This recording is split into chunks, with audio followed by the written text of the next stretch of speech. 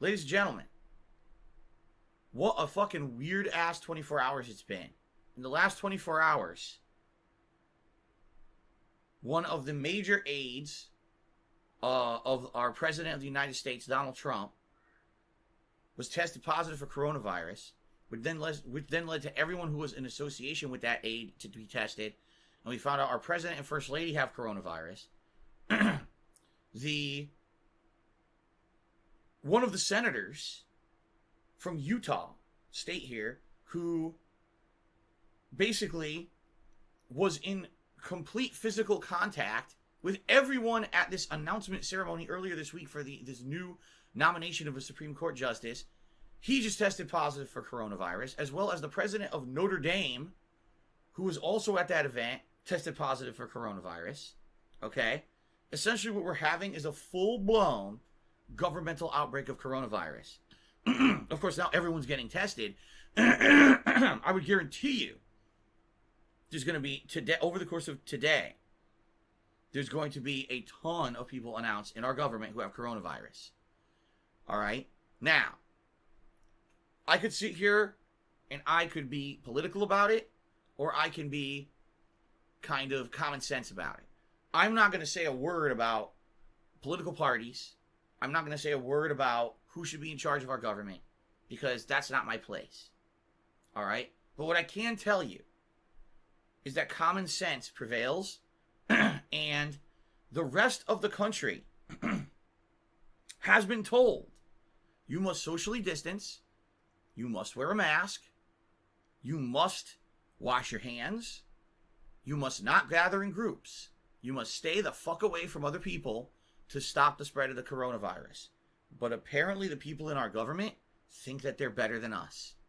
That's not surprising. I've only talked about this for a long time, saying that our government in the United States is set up in a way to be an elitist class of people who reciprocate the power and money to each other.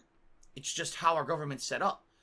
Why is it that it costs millions of dollars to run a campaign to try to become a senator? Because they don't want the common person to be able to run for senator. That's why. So, when you have a government that's set up like that, okay, obviously, you're going to have people in power who think they're better than you. And over the course of this last year, we have had story after story of how the people in power didn't do what we're all told to be doing, right? They're gathering in groups. They're doing things without masks. They're going to fucking salons with no masks on, not socially distanced. Even though we're not allowed to go to salons because they're closed for a lot of people, they can go, right? So basically there's a lot of hypocrisy in our government on both sides. It's not just the Democrats, it's not just the Republicans, it's our government in general. The people who are in power in our government think they're better than us, and they think that they don't have to abide by the rules that we have to abide by. And you know what? In a lot of cases it's true, because the rich in this country seem to be living on a different planet. They get to do whatever the fuck they want. You know, you got people like Ellen DeGeneres who makes a video, oh, being in lockdown at home is like being in prison, as she says from her fucking mansion with a giant pool in the background and people bringing her fucking food and everything. It's like, what planet do you fucking live on that you think that, you know, your situation is the same as ours, right? These people are in a different fucking reality. Yet the people in power in our government in the United States make the laws for the common people, even though they're not common people.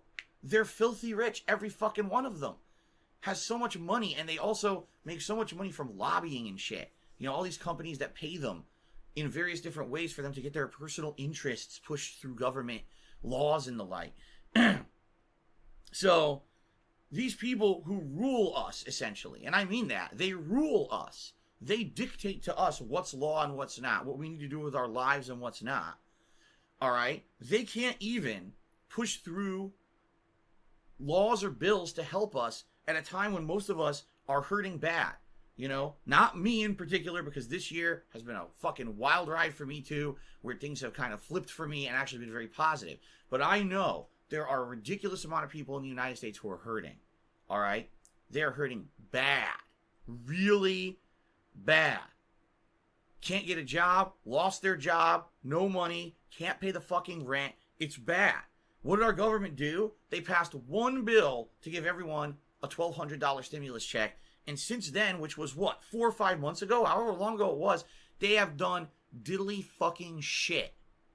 They sit there in Washington arguing with each other like little children and coming to no agreements or resolutions on how to help the people because they are elitist douchebags. They think they're better than us. They're not in the situation like us where they day to day are suffering because they're filthy fucking rich. So they don't need to rush through any legislation to help us. They don't have to go by the same guidelines that we have to go by. All right? But ladies and gentlemen, finally, in a very ironic twist, I don't know if you want to call it karma, I don't know if you just want to call it irony, whatever, I think finally people are realizing, oh shit, even the rich aren't immune from fucking virus pandemics. Oops. So you mean just because we're filthy rich, the virus isn't going to ignore us? But we thought that if we eat caviar and we drink Evian water and, you know, we ride in fucking limousines all day and we wear, you know, $10,000 suits, we thought that the virus would bounce off of us like a rubber ball. We didn't possibly think that we'd be infected, right? So here we go. Basically, you know, everyone in government, it's hilarious. You see these videos. Oh, they're doing a rally today. No one's social distanced. No one has a mask on. You know, people dying. And they ignore it like it didn't happen. Right? So now, what happened?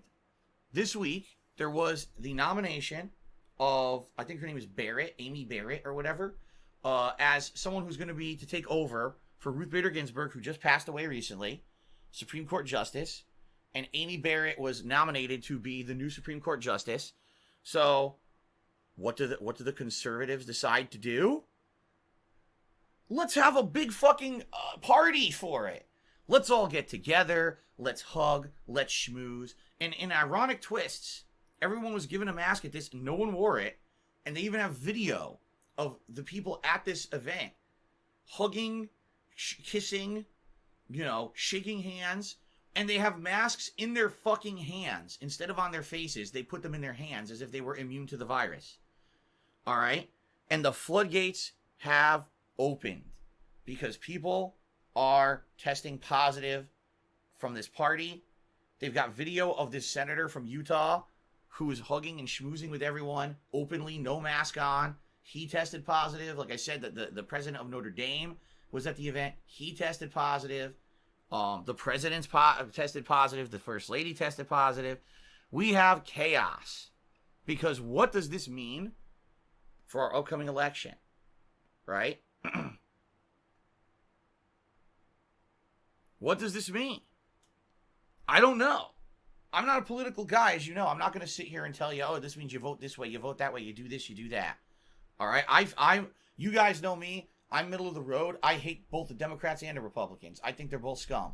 I seriously do. I feel that neither of them have the interests of the American people in mind, and all they care about is their own personal interests and their own personal agendas, and the people in charge are filthy rich and don't care about us, because if they did, this was the year they could have proven that they cared and actually helped, and they did nothing to help.